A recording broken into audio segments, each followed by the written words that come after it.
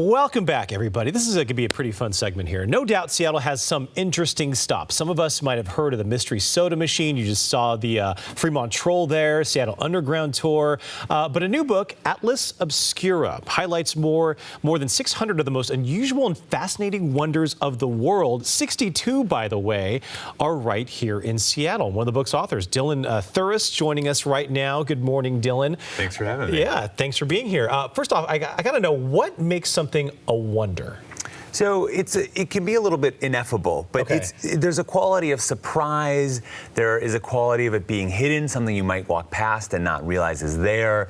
It's something that when you tell someone, they say, "Oh, I'd never heard of that," and then they're really excited to know about it. So 600 that you guys identify, are they in the book? Yeah, there are in the book 700 places. 700 places in the book. Whole world. 62 though you identified here in Seattle, right? Well, so I should say the book comes from a website that has over 10,000 places in it, and that's where the 62 come from. So the 62 are on the site, but then in the book we have a number of places in Seattle and many more in surrounds. Okay, one place that I don't know of is called the Never Told Casket Company. What is that all about? Sure, yeah, so that is a kind of curio shop. Every city needs a great curio shop. They specialize in kind of things of a more macabre or dark style. But one of the other things they do that I think is actually really fascinating is they make caskets for people. They make custom caskets. So sometimes those are used for, for furniture, a living room table, and sometimes they're really used for people who are planning the end of their life. That's very interesting. You also note the Bad Art Museum.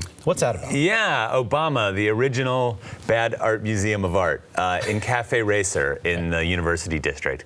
That cafe is like an incredible little local neighborhood gem. It went through some really hard times a few years ago and has come back really strong, and they curate this incredible collection of terrible, terrible art. So if you have if you painted an Elvis with a third eye, like accidentally, like bring that over. They'll be really excited. Oh, that'd be cool and kind of cool to see. How about the A Sound Garden?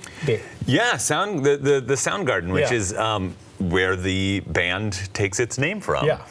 That's an art installation on the National Oceanic and Atmospheric Administration, and basically it's all of these wind pipes that spin by the wind and then are also played by the wind. So it's this kind of incredible kinetic musical instrument.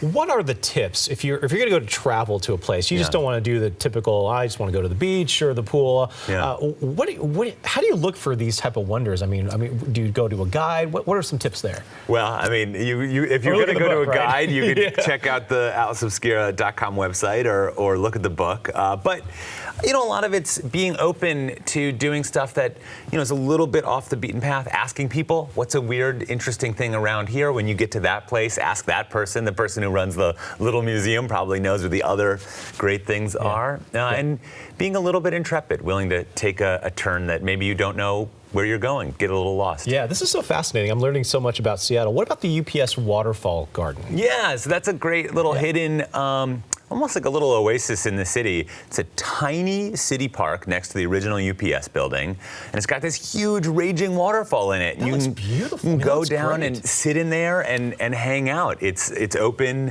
throughout the day, so it's kind of something that you might live a couple of blocks from there and not even realize that it's there for you to go hang out in. I can imagine all the places in the world that are considered wonders. How did you come up with this specific list of people, places, things in this book? So the way it works, the way we started the site is basically, we knew when we started this, we had a few hundred places that we thought, these are great, but ultimately we needed to open it up because, you know about these places because you grew up 2 miles away from the guy building the 16-story castle in his backyard. And so we rely on this kind of far-flung network of adventurers and travelers.